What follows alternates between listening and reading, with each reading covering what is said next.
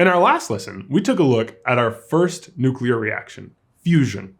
This process occurs in the sun, and it's when two separate nuclei become one. In this lesson, we're going to look at the opposite process, fission, where nuclei fall apart. So I have one nucleus, and then it splits apart into two. Let's learn about fission.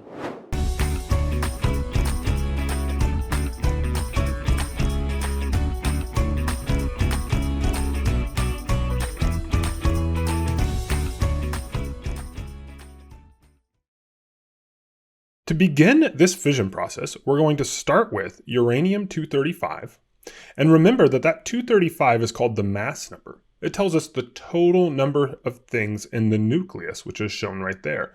Those green spheres are protons, and the gray spheres are neutrons. The bottom number in our isotope notation, remember, tells us the atomic number, which defines what an element is, 92. That means there's 92 protons in that nucleus. And what we're going to do in this first step is we're going to take a neutron and we're going to run it into our nucleus. Okay, before we move on, let's just think about what the mass number total and the atomic number total is here. We have 235 things in the nucleus for uranium, and then we hit it with a neutron. That gives us a total of 236 for our mass number. The total atomic number is just 92 because the neutron doesn't change that, and our uranium has 92 protons. Okay, what happens in the next step? Well, we form uranium-236. Notice the way our isotope notation has changed. We now have a 236 right there, which tells us we've just gained a neutron. But here's the key. This is now an unstable nucleus. So before we had a stable nucleus, it was just going to chill out there, sitting around as uranium-235 for a really long time. Now our uranium nucleus is really unstable, and it's starting to shift and pull, and it's going to fall apart. And that's in fact what you see in the next step. And the next step, it splits apart into two separate nuclei, into krypton, 92, and into barium, 141. So two separate nuclei came from our first uranium nucleus. That's fission, the splitting apart of nuclei.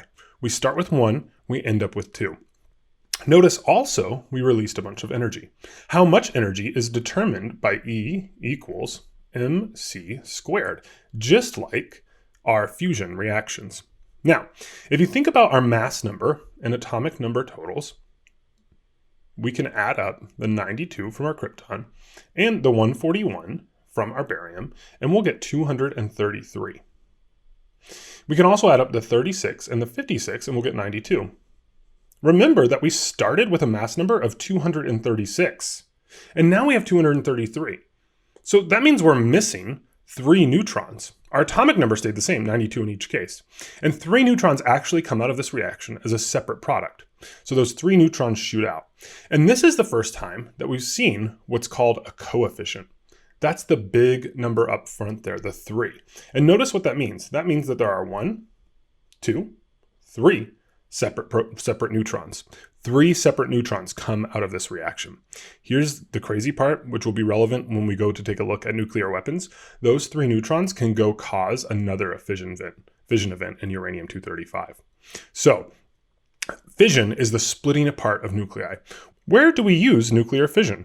Well, we use it in nuclear power, where what happens is we run our nuclear fission events, they break apart and release that energy. And what we do is we harness that energy to heat water and spin a turbine, and that turbine produces electricity. And so what we see coming out of this nuclear power plant is actually just steam from that really hot water. That's the only emissions from a nuclear power plant. And the nuclear reactor, what we have are leftover isotopes like barium and krypton. So nuclear power is nice because it doesn't produce things like carbon dioxide or sulfur dioxide, but the drawback is it does leave us with some radioactive isotopes. We also use nuclear power or nuclear fission to make nuclear weapons. So the very first nuclear weapons used uranium isotopes or plutonium isotopes, and they underwent fission, which releases energy. And what happens is they undergo a chain reaction, which releases energy upon energy upon energy, which we'll look at in a later video. More modern nuclear weapons actually use both fission and fusion together, and we call those hydrogen bombs. So this is where you typically see nuclear fission. Okay, now what we're going to do is we're going to practice looking at nuclear reactions, and we're going to decide first, are they balanced or unbalanced? do they conserve the number of nucleons? And then we're going to take a look and try to decide for different reactions if they're fission or fusion. Okay, remember, for a nuclear reaction to be balanced, we need to have the mass number and atomic number stay the same on both sides. So how do we tell? Well, we just look at the before of the reaction, that's the left half, which we also call the reactants, and we add up the mass number and atomic number. Here we see 2 plus 3 gives us 5 for the mass number, and 1 plus 1 gives us 2 for the atomic number. And then for our product, which is helium, we see that we have a 4 for the mass number and a 2 for our atomic number. So is this balanced or unbalanced? Well, the number changes. So what we're looking at here is actually an unbalanced nuclear reaction. Let's look at a few more. Okay, this next reaction takes an element called californium, combines it with calcium, and makes this guy. Element number 118. That, by the way, is the highest element that we know of, and we can only make it synthetically. It doesn't exist out in nature. And when we make that, we also get 3 neutrons. Well, let's check and see if this is balanced. Okay, we're going to add up 249 and 48. When we do that, we get 297. 297. And then we'll add up the atomic numbers, 98 plus 20. When we do that, we'll get 118. Let's look on the other side. Okay, well here we have 294, and we have 3 neutrons. Now here's the trick. If I just added up those top numbers, I would add up 294 and 1 and get 295.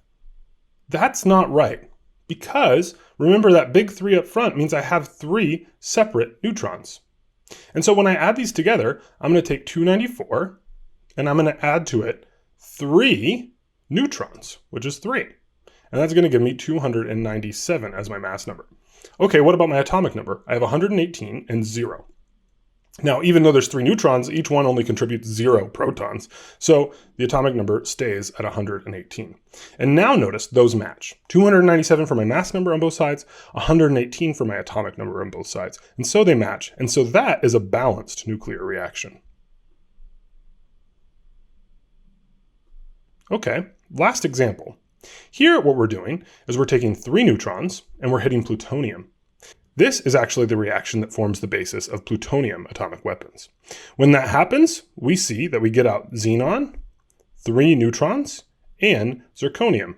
Okay, well let's add up and see if our atomic numbers and our mass numbers balance. For our mass numbers, on the left-hand side, we have 239 plus 1 times 3, because there's 3 of those neutrons. And so what that's going to give us is 242. We have 94 as our atomic number. On the right-hand side, we get 134 plus 103. 134 plus 103 gives us 237.